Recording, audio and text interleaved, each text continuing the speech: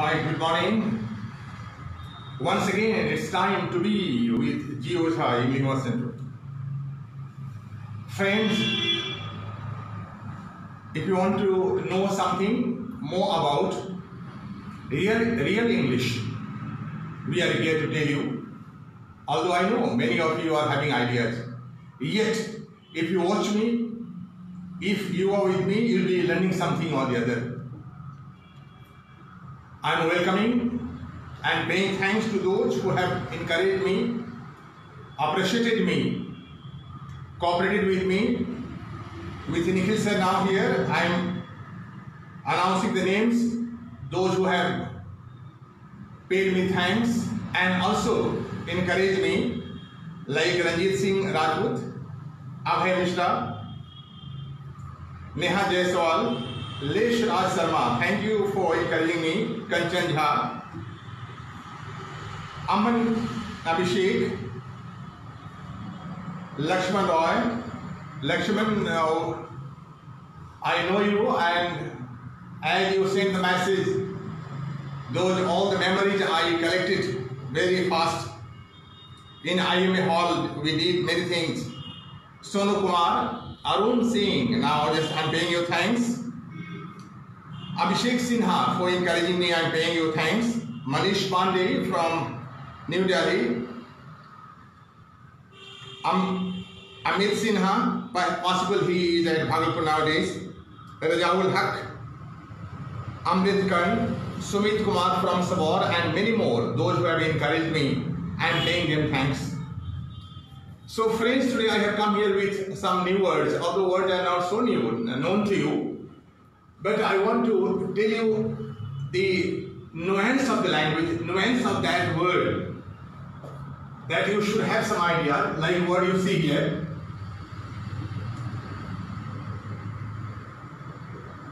Sympathy. Sympathy versus empathy. Sympathy we use when a person is really in need, he is really in sorrow, in grief, and you are there to placate or to mollify his grief or to bring his grief down. If you say something or share something, I mean when you experience someone is in need of yours, I am going there, if you share something of yours, and if you do anything to alleviate his pain, to bring his pain or grief down, that is said to be sympathy. I mean, you go there willingly, and he also needs it. Because many people need many things, particularly we are human beings, so we need someone when we are in sorrow. So just we should go there to bring some comfort for the person. So this is said to be sympathy. And empathy, when the person doesn't want to be involved, but we want ourselves to be there. It means the person you are going to help, he is not willing, but you are yourself willing. Like it is said that it seems that you are yourself interested, the person was not so interested. That is said to be empathy. Like you see here, Pakistan doesn't want that here Indian viewers, Indian onlookers, spectators should say something, anything about Pakistan, but we unnecessarily try to do something for that. We are saying that no, they are not doing this, they are doing this thing. So we are having empathy for that. Like the country, the person, the association don't want someone to interfere, and we ourselves do it. That is said to be empathy. And you see, another is apathy versus apathy. So apathy means lack of interest. Many people are having apathy for politics. They have lack of interest. Although to make India a successful democratic country, we should have sympathy for democracy. I mean for our country. Only then we can develop better. We should not have empathy or apathy. We should have sympathy for everyone, those who are in need of help in this corona period. So you see there's sympathy, empathy and apathy. The word I have brought for you is latter, and the sound is the same, but this you see a spelling different. So this is the comparative degree of late, later, latest. While this latter is, this is antonym of former. Like two persons were there, Mohan and Sohan.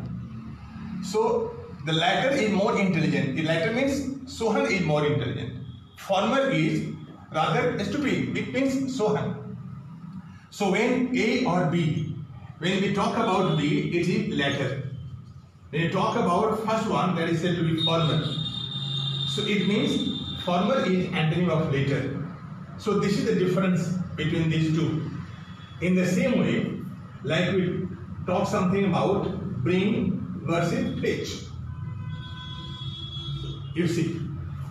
So bring something from the place you are at. Like if someone is near the source of water, we ask him, okay, please bring me a glass of water. But if a person has to go and they will have to bring something back, it means go and carry something back, it is said to be fetch. So this is difference. That's why typically we say that this is the mark fetching subject. When you write something, you will be getting. We can't say that this is the mark bringing subject. We should say mark fetching subject. In the same way, there are many such words we use in our common life, in our day-to-day life, but we don't have proper ideas. Like one word I am giving, very recently these all the words have been used.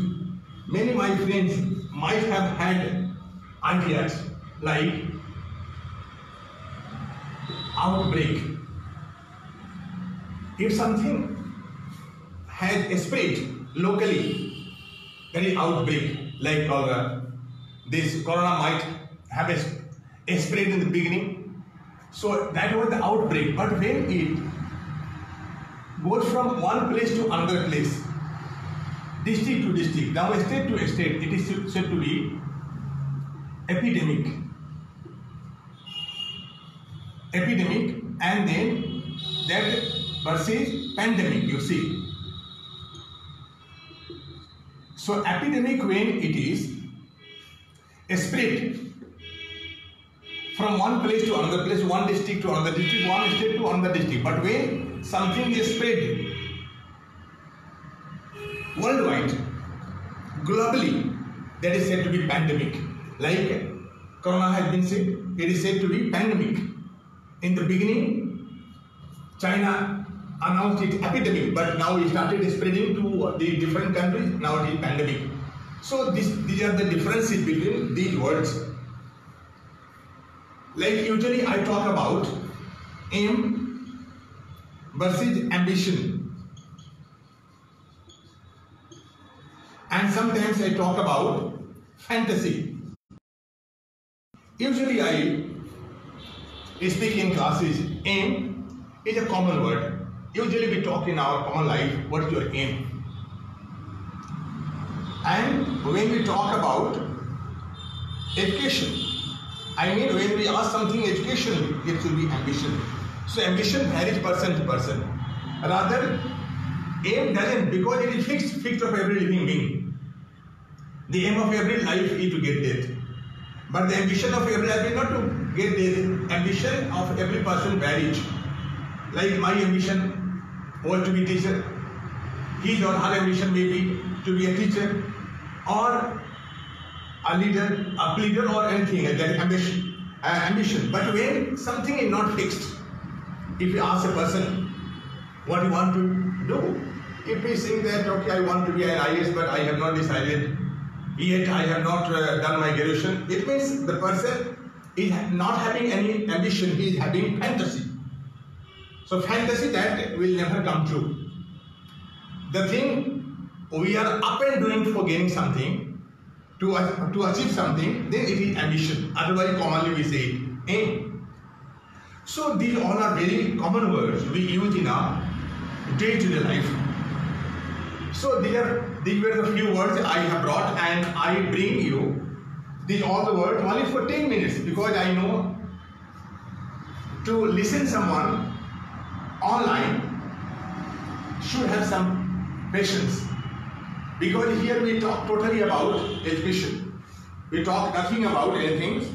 So that's why it may be boring if I go for long. I'll bring some new things next class, I mean tomorrow again at 10 o'clock.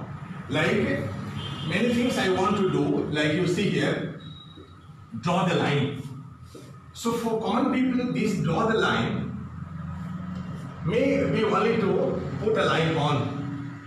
But the draw the line has another meaning. Like she doesn't know where and how to draw the line. I mean where to stop, what to do, what not to do. So that is the hidden meaning in this. So this is said to be idiom. So 10 idioms I'll bring you tomorrow. I'll tell you something more about. This is all about the class for today. Thank you, thanking you, listening and watching me.